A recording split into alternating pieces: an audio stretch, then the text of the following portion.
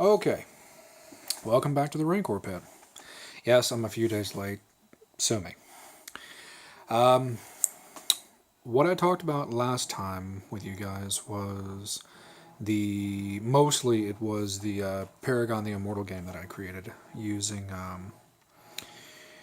the biggest pre-existing elements for backgrounds and powers and monsters and stuff and character creation from both Werewolf the Apocalypse and Vampire the Masquerade, both third revised editions. And it did work. As I said, I only playtested it twice, but it did work. I do have a couple of people now who are actually interested in trying it. I've got the rules. They're all handwritten, but I've got the rules. And yeah, so that's kind of cool. But because it's the Halloween season, what I really got in the mood for again, just like it happened last year whenever I started to create it in the first place, it's my Ghostbusters game. I know I mentioned in passing or very little last video that I did go looking for a Ghostbusters RPG, and I searched everywhere, and I found one, and it was this pathetic creation done like in '87 or '89 or something, and it like even people now who like collect the fandom of Ghostbusters, if they have that, they say that even sitting down and really trying to understand it, doesn't work. It was made so badly, and under so many like loose pretenses for rules and stuff. It was almost like LJN, the curse that they have whenever they get a hold of something that's big and popular in movie games for the old Gray Box NES.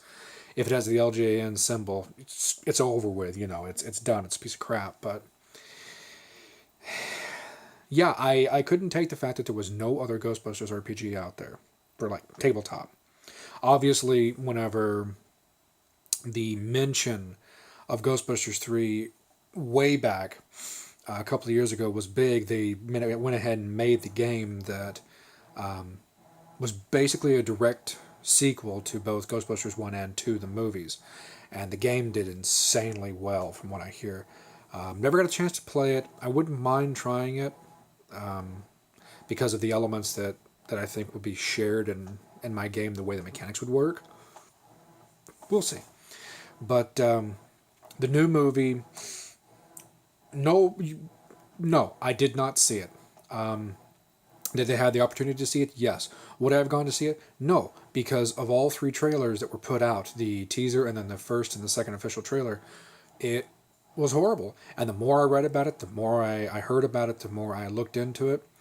It should not have been labeled Ghostbusters. It should have been labeled something like a working title, like Who You Gonna Call or something like that, because it had nothing to do with the original two.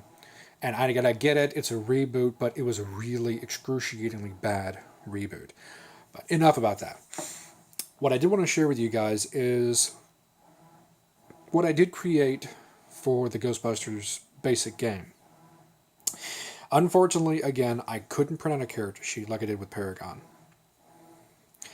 Ink costs money, and that's just the way it goes. But I did get the next best thing. I do have it. I Bluetoothed it. I emailed it to myself, and then, you know how it goes. I did Bluetooth it. Here it is. Okay.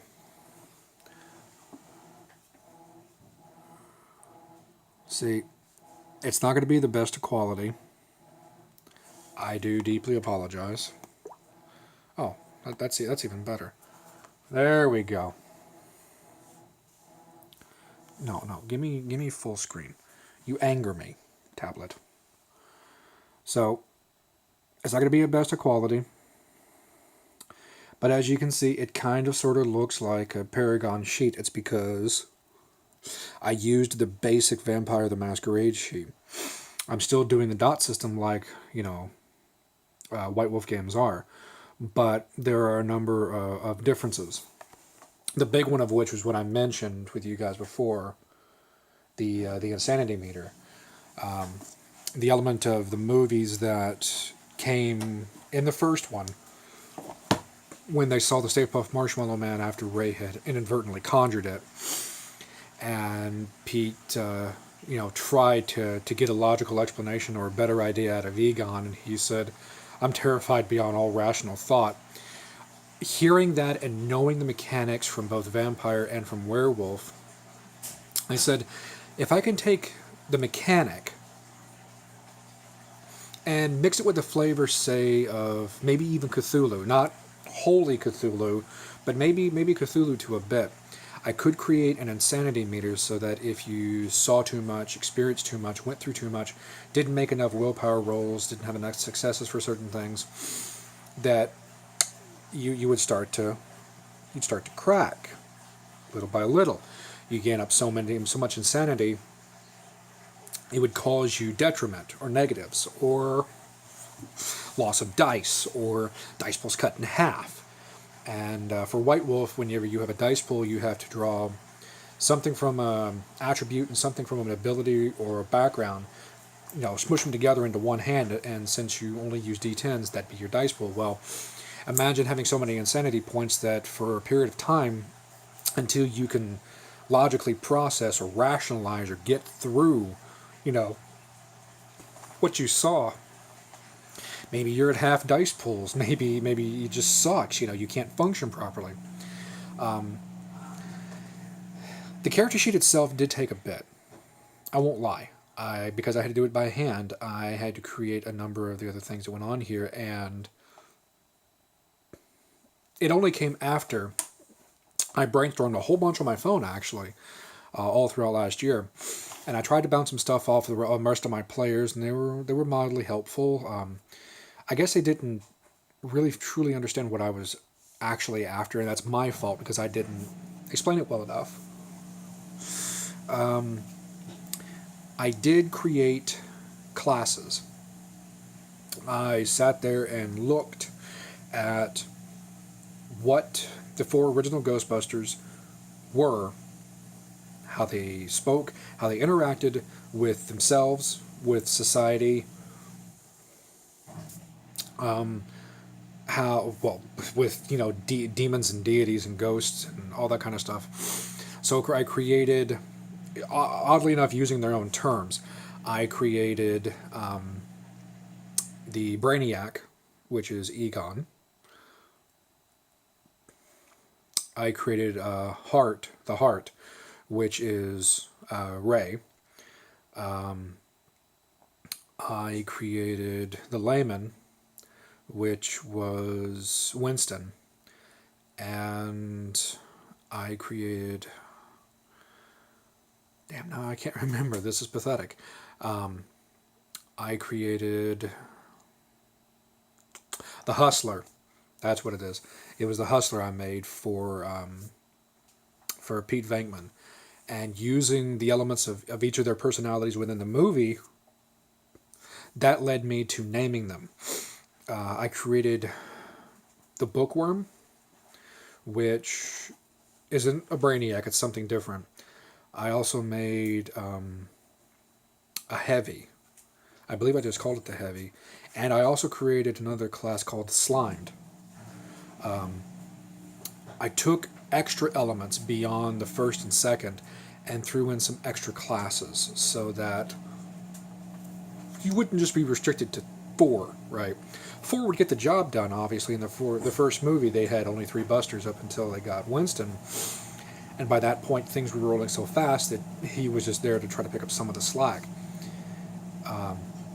With the creation of the rest of the classes, I gave them bonuses or boons and then negatives or bans. So some of them are very good at certain things. Conversely, they're going to have a big hole dealing with other stuff.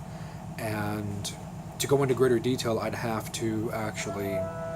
What I really want to do is get the stuff printed out off my phone. It's kind of hard because I have it in QuickNote Plus, and it doesn't... That Android app, for some reason, doesn't jive with all of the things. It doesn't translate too well. But I made the extra classes, and I picked Each one of them that I could actually think of.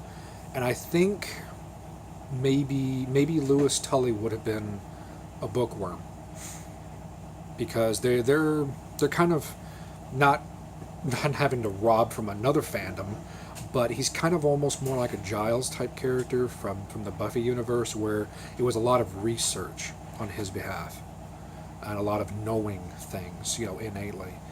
And the Heavy definitely would have been like easily would have fell in the category of like a jock or someone who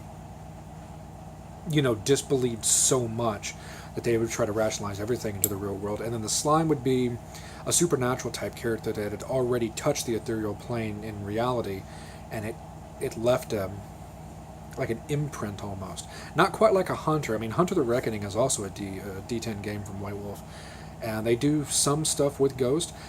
And we have books for Wraith the Oblivion. That is a White Wolf game that is purely Ghost. You play the undead. I'm having to draw some inspiration from that too, because now my real roadblock is twofold. One, it's the technology.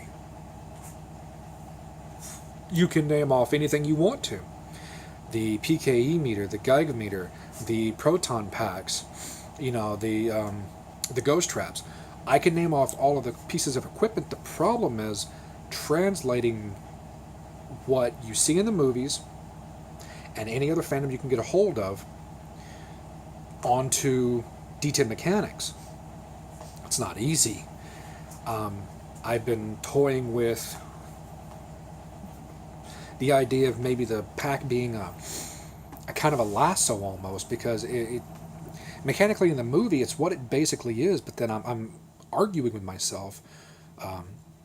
Do I use strength? Do I use dexterity? Do I tie it to their equipment? Do I tie it to another ability? That's the first big roadblock. And then the second one, it's what I'm calling substance. What the hell does that mean?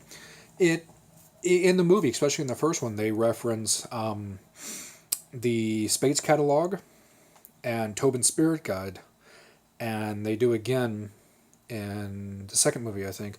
And then Pete even references Roy Lance collection or something when he was talking to Dana Barrett. And I don't like they've actually published those books, but it's more like fandom books. It's not an RPG book. So there would be information inside, but I'd have to translate it anyway. So I kind of came to grips with the fact that I'm going to have to make these books, which means I'm going to have to create named spirits, flesh them out in a D10 system. I did come across a book from Monty Cook, and any hardcore gamer or DM should know that name. He did a lot of stuff with extra publishings for Wizards of the Coast back in the day, and Monty Cook did produce, oddly enough, a World of Darkness book that was specifically for spirits. And I looked at it, and it's got some really good stuff in it. It just wasn't everything that I had hoped for. There wasn't a lot of stats for pre-made ghost or pre-existing spirits or specters or shadows or any of that. It was more like back information, which isn't bad. It just wasn't what I was hoping for. So I'm going to have to create these things, and I'm going to have to write at least part of these books or manuals or tomes that people like Egon and Ray can just reference like this. I'm going to have to be able to. I was like toying with the idea of like flashcards, and maybe even getting them laminated so that the information on there would be keepsakes to where my players A and B stay at the firehouse or the police station, wherever else they're going to set themselves, and after a number of hours or whatever number of extended rolls for research, I throw them one of the cards for some back information. The problem with that is, even if I made, say, 25 different spirits, I could go through that in a full campaign. Next time we go to play it, it'll be the same old stuff, see? So I'm actually looking towards my SORPA, SORPA community, the Southern Ontario Role Playing Association group we have on Facebook. I posted in there hoping that I would like get some like bounced off ideas for stuff, because that roadblock is just as difficult as the other one, having to create the technology. I even went so far as looking on the browser on my phone and looking at fan base pages that had gone through a lot of meticulous detail finding for all the exact terminology and information, and possibly even like the mock-up for like proton packs and what this could be and what that could be and what this probably is on it and things like that, to where it would give me a basis to create the actual technology part of it. I, what I didn't want to do was introduce an aspect of Mage the Ascension. The problem is, if I understood it better, I probably would, because the Busters themselves are probably just like Sons of Ether, techno mages, that would so easily be able to integrate everything from point A to point Z using just like technomancy. But I didn't want to do that because I don't know Mage all that well. I never have. I've never been able to wrap my head around what's called free magic. So I wanted to do this on my own. I've just run into another problem of substance and originality for equipment. But other than that, I've got a lot of the basic information done. And it took about a year. And I haven't revisited it in some time, some months. But, I mean, I even worked out, I don't know if you guys actually can see it. Oh, for the love of them. You know, there are some times when I just want to throw this tablet.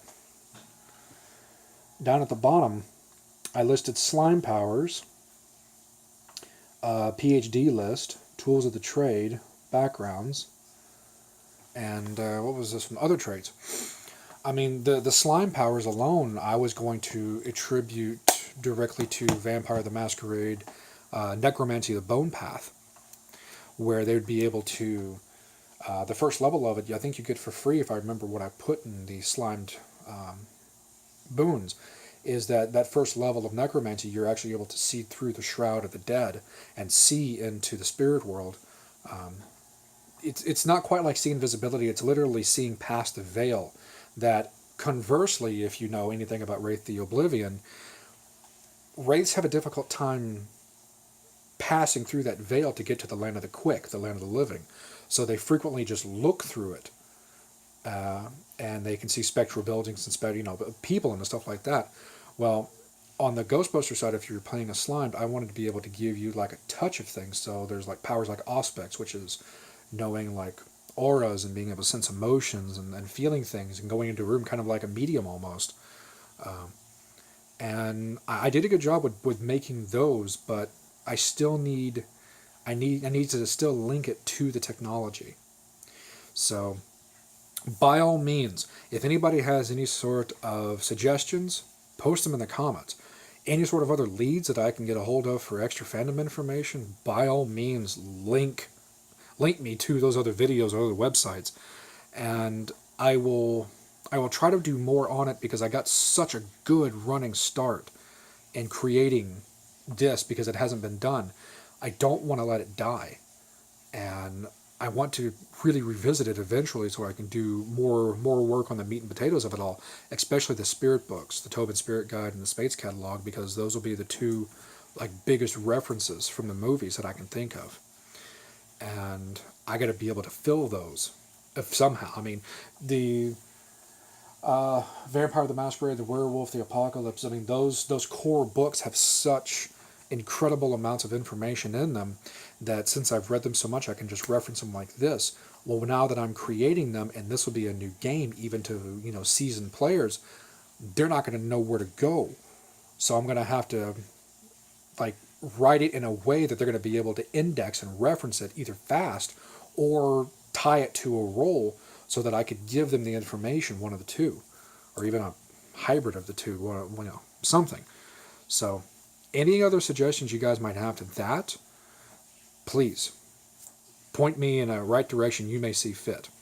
Anyway, I'll go ahead and end the vlog now, and I'll talk to you guys next time. About what, I'm not quite sure. We'll figure it out. Until then, grab your dice and roll initiative.